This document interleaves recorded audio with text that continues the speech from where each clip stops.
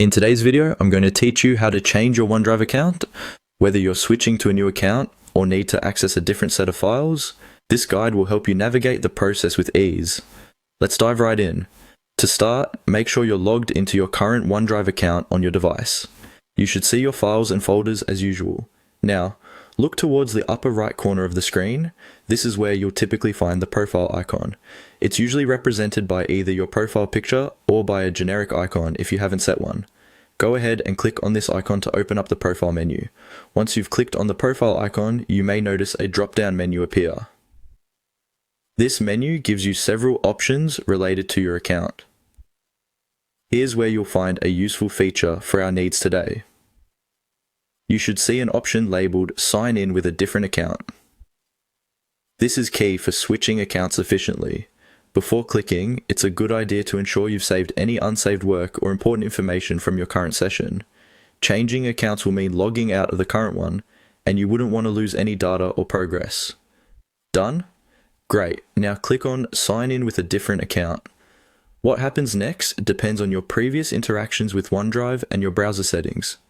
Typically, a sign-in page will appear asking for the email and password for the account you'd like to switch to.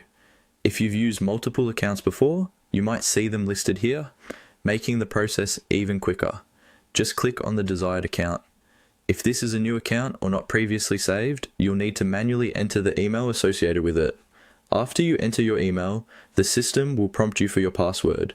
Type it in carefully, ensuring there are no mistakes since this will prevent any sign-in issues.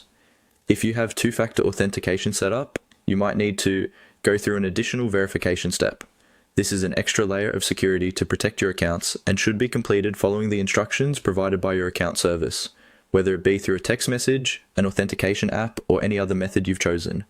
Once logged in, you should see all the files and folders associated with your new account, just like that. You've successfully changed your OneDrive account. Remember, you can switch back anytime by following these same steps. So the next time you need access to another set of files, these steps are right here for you.